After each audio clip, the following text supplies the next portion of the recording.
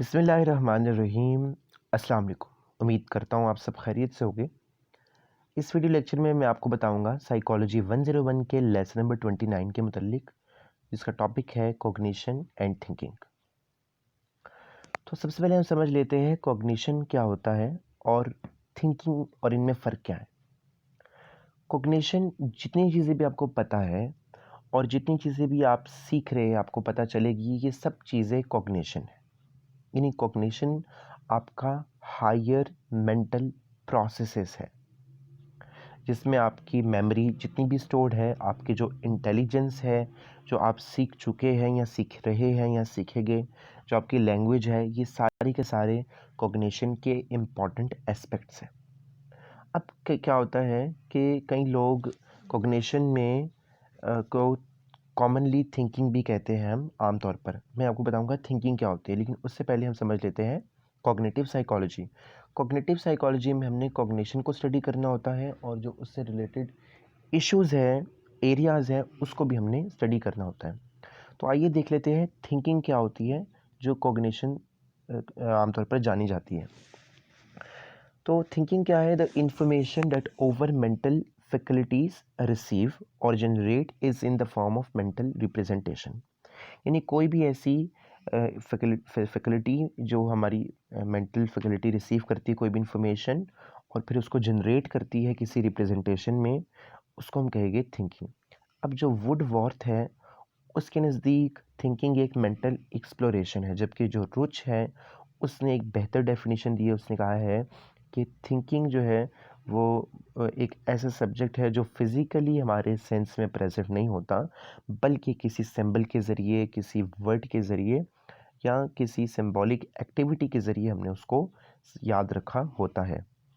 तो ओवरऑल अगर हम थिंकिंग को डिफ़ाइन करें तो कुछ इस तरह से करेंगे कि थिंकिंग एक ऐसा अमल है जिसमें आपके मेंटल रिप्रेजेंटेशन को हम मैनिपुलेट करते हैं और कुछ ट्रांसफॉर्मेशंस की जाती है ताकि सवालों के जवाब मिल सके, ताकि मसलों को हल किया जा सके, ताकि रियलिटी और फैक्ट्स को फाइंड किया जा सके।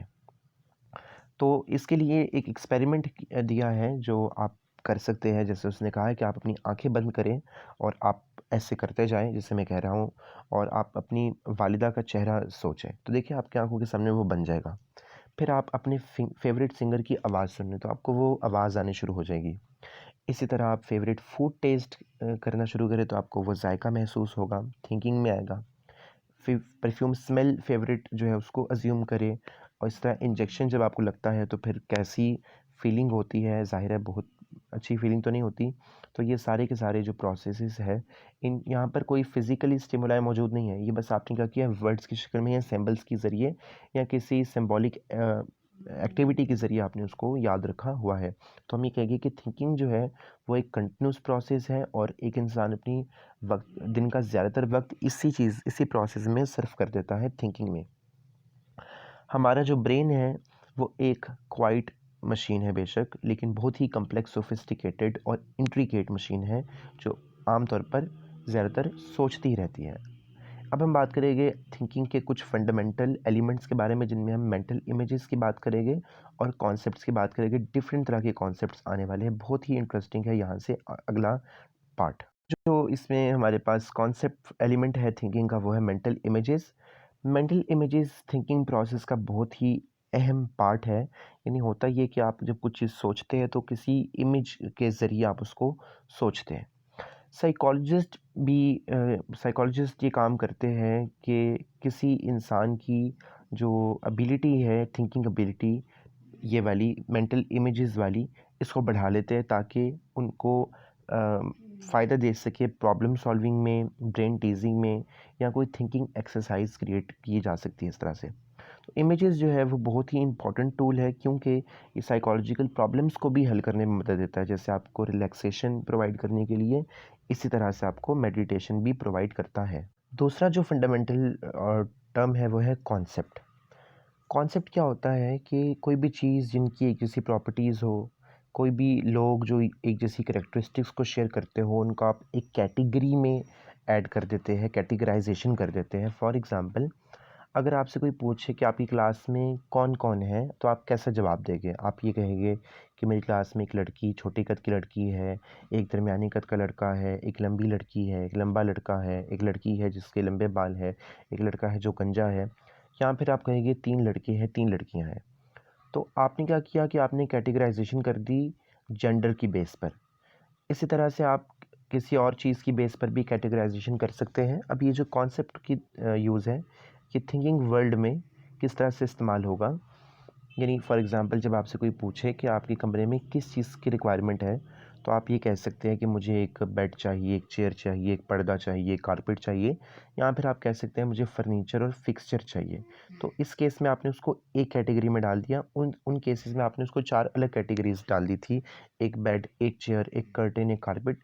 तो ये होती है कैटेगराइजेशन कि भाई आपका दिमाग क्या कॉग्निशन के प्रोसेस में है या नहीं है, क्या आप कैटेगराइजेशन कर सकते हैं या नहीं, एक जैसी चीज़ों को आप अलग अलग क्यों गिन रहे हैं, आप कैटेगराइजेशन क्यों नहीं कर रहे, ये एक बहुत ही इम्पॉर्टेंट टर्म है। तो इसी तरह से बहुत सी एग्जांपल्स यहाँ दी गई है जो मैंने आपको समझा दी है, आप इनसे भी कॉन्सिडर कर सकते हैं। 3 टाइप्स हैं कॉन्सेप्ट्स की। पहली है आर्टिफिशियल कॉन्सेप्ट्स। आर्टिफिशियल कॉन्सेप्ट्स क्या होता है, इनके ऐसे कॉन्सेप्ट जिनके फीचर्स बहुत यूनिक होते हैं, जिसमें बहुत आसानी से आप कर सकते हैं। फॉर एग्जांपल आपसे अगर कहा जाए कि ट्राइंगल की 3 साइड्स होती हैं, तो आप ये कहेगी कि अगर 3 ना होगी, फॉर एग्जांपल आप कह सकते हैं कि ट्राइंगल की 3 साइड्स होती हैं और अगर 3 ना हो तो वो ट्राइंगल नहीं होगा। इसी तरह रेक्टेंगल की 2 ऑपोजिट साइड्स बराबर होती है, अगर दोनों ऑपोजिट साइड्स बराबर ना हो तो वो रेक्टेंगल नहीं होगा। अब है नेचुरल कॉन्सेप्ट। नेचुरल कॉन्सेप्ट ये होता है कि ये यूनिवर्सल कॉन्सेप्ट्स नहीं होते, ठीक है। जैसे ट्राइंगल की 2 ऑपोजिट साइड्स है, तो अगर वो ट्राइंगल की ऑपोजिट साइड्स ना हो तो वो फिर एक ट्राइंगल रेक्टेंगल ही नहीं होंगे। ये एक आर्टिफिशियल कॉन्सेप्ट है, नेचुरल कॉन्सेप्ट नहीं है। नेचुरल कॉन्सेप्ट एक नॉन फेमिलियर कॉन्सेप्ट होता है जिसका आपको पता होता है, ठीक है। इसके बाद है कॉन्सेप्ट्स, ये भी 2 तरह के होते हैं, एक होता है सिंपल नेचुरल कॉन्सेप्ट, एक होता है complex natural concept. Simple concept ऐसा कॉन्सेप्ट होता है जो बहुत क्लियरली डिफाइंड होता है, जिसमें कोई शक शुबा नहीं होता। मिसाल के तौर पर रेक्टेंगल की 2 साइड्स से ट्राइंगल की 3 साइड्स होती हैं, ये एक सिंपल कॉन्सेप्ट है। जबकि अगर हम बात करें एक कॉम्प्लेक्स कॉन्सेप्ट की, जो फॉर एग्जांपल अगर हम बात करें एक चेयर की, एक बर्ड की, तो ये एक कॉम्प्लेक्स कॉन्सेप्ट हमारे पास आ जाएगा इस तरह से। एक डिसऑर्डर है ऑब्सेसिव कंपल्सिव डिसऑर्डर। इसमें क्या होता है कि सब्जेक्टिव एक्सपीरियंस जो है वो पर्सन का, उसमें मसला आ जाता है, उसको फिर स्क्वायर और ट्रायंगल इन सब चीज़ों में फ़र्क करना मुश्किल होता है उसको। तीसरी जो किस्म है वो है प्रोटोटाइप्स, या स्क्वायर और ट्रायंगल का मतलब ये है कि किसी भी कॉग्निशन में मसला होता है। प्रोटोटाइप्स क्या है? प्रोटोटाइप्स क्या है कि आपने डिफ़ाइन कर लेना होता है चीज़ों को अ, एक ख़ास मैनर के अंदर, यानी एक चीज़ को दूसरी चीज़ के साथ रिलेट कर देना है। जैसे टेबल के साथ चेयर को, टेबल के साथ डाइनिंग टेबल को, बर्ड के साथ क्रो को, ठीक है। यानी फॉर एग्जांपल अगर आपको कहा जाए कि एक व्हीकल का प्रोटाइप क्या होगा, तो आप ज़ाहिर है व्हीकल के साथ गाड़ी या बताएंगे या बस बताएंगे, आप उसके साथ एलिवेटर नहीं बताएंगे। लेकिन अगर आपको कहा जाए स्टेयर्स का, यानी सीढ़ियों का क्या होगा, तो फिर उसके साथ आप एलिवेटर बताएंगे। तो ये आपकी थिंकिंग एबिलिटीज़ यहाँ चेक होगी आपकी प्रोटाइप के ज़रिए, या फिर दूसरे जो तरीके हैं उन तरीक़ों के ज़रिए। थिंकिंग और रीजनिंग में उसने बताया कि इंसान ही वाहिद ऐसी मखलूक है जो सोच सकती है, जो जिसके अंदर थिंकिंग एबिलिटी है, जो एनालाइज कर सकती है, रिकोलेक्ट कर सकती है, प्लान आउट कर सकती है। फोर साइट होती है उसके पास, हिंड साइट होती है जिसको हम छठी हेसियाँ, ये सब चीज़ें इंसान में होती हैं। और रीजनिंग क्या होती है कि इंसान समझता है कि कोई भी काम जो किया गया उसके पीछे कोई ना कोई रीज़न है, कोई ना कोई लॉजिक है, कोई ना कोई पास्ट एक्सपीरियंस है, उससे वो प्रॉब्लम सॉल्विंग करना सीखता है, उससे वो डिसीजन बनाना सीखता है। अब डिडक्टिव रीजनिंग क्या होती है कि हम एक एल्गोरिथम को फॉलो करते हैं और हम एक जनरल डिडक्शन से एक स्पेसिफिक डिडक्शन निकाल लेते हैं। जैसे फॉर एग्जांपल अगर तमाम औरतें बोलती हैं और अन्ना भी एक औरत है, तो अन्ना भी बोलती होगी। तो ये हमने एक डिडक्टिव रीजनिंग कुछ इस तरह से कर ली। तो इस चैप्टर में ओवरऑल हमने जो चीज़ें भी पढ़ी उनमें अगर आपको कोई सवाल है, कुछ प्रॉब्लम है, कुछ समझ नहीं आई, तो वो एक दफ़ा आप ये हैंड्स आउट रीड कर ले, मेरा लेक्चर एक दफ़ा सुन ले, और कोई भी सवाल है तो उसे कमेंट बॉक्स में भेजें। इंशाल्लाह आपको अच्छा जवाब देने की कोशिश करूँगा। अल्लाह हाफ़िज़।